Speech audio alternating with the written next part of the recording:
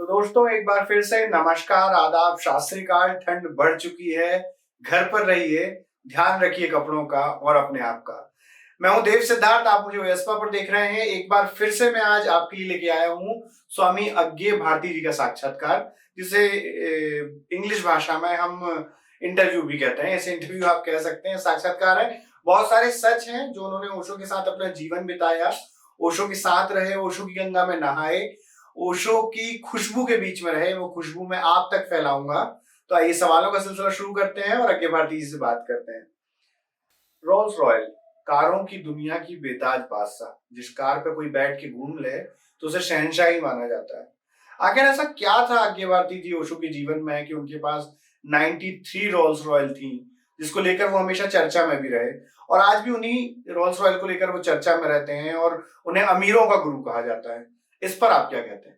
असल में दोस्त, जब भी कोई बुद्ध पुरुष होता है पृथ्वी पे तो ऑटोमेटिक एक स्क्रीनिंग होती है, प्रकृति करती है। फालतू लोग बाउंड्री के बाहर और वहाँ प्रचार दुष्प्रचार करते रहते हैं, और जो उस जगह है जहाँ समझ सकते हैं, पहचान सकते हैं, तो आगे करीब उसके दीवाने हो जाते हैं और परमाणु की तरह संन्यास लेते हैं, ध्यान करते हैं। ओशो को मालूम था वक्त कम है मेरे पास, मैसेज इंपॉर्टेंट है, सब तक पहुंचना चाहिए। जो तड़प रहे हैं परमात्मा के लिए उन तक तो पहुंचनी चाहिए मेरी आवाज, इसी के लिए तो है वो पृथ्वी पे।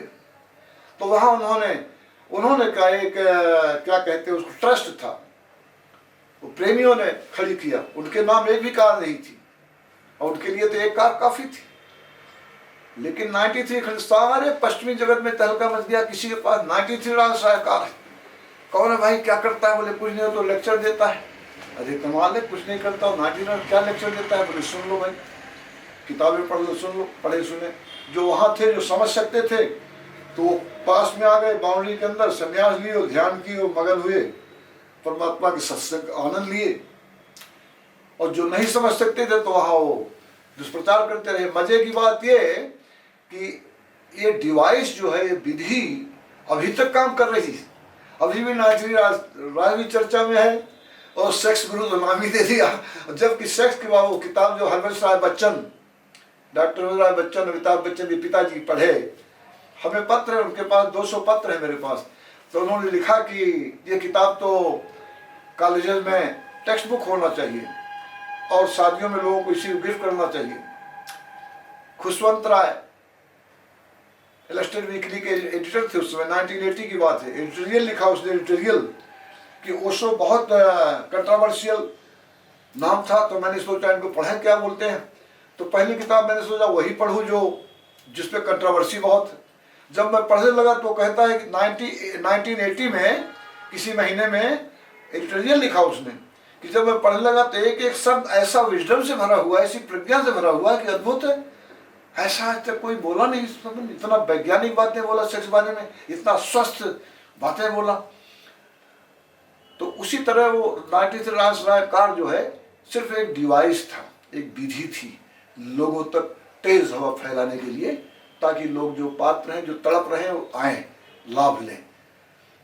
और उसके बाद जब शहर समाप्त हुआ दिनेशपुरम, लोगों के पास तो कुछ था नहीं, जेब में तो किसी को पैसा होता नहीं, तो वहां तो सब उपजाऊ करते, खेती थी, फलों के बाग थे, 500 जर्सी गाय थी, सब आत्मनिर्भर थे पूरी तरह से, कुछ भी बाहर से खरीदना नहीं पड़ता था। तो उस समय अब आप बॉम्बे में रहते, इंडिया के हैं, कोई आदमी कहीं का है, कोई ऑस्ट्रेलिया का है, कहाँ का है, वो कैसे जाए?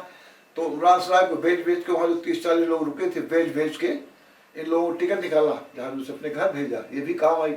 अगर वो कार्य न होती, लोग क्या करते? पैदल जाते, वहाँ कैसे जाते? परमात्मा की लीला है वो, बहुत बड़ी लीला थी। इसका कोई मतलब, उनके लिए एक कार काफी। तो उन्होंने कभी देखा भी नहीं हो सके, 93 रास्ता इकट्ठा कभी देखा नहीं। वो जो घर से निकलते थे कार ड्राइव के टाइम पे, तो कार दरवाजे में खड़ी मिलती थी और सन्यासी ड्राइव करके खड़ी कर देता था, वो बैठते चले जाते। 93 एक साथ देखा भी नहीं उनके लिए, उनके नाम से कोई थी भी नहीं, सिर्फ एक विधि थी, वो डिवाइस था जो काम किया।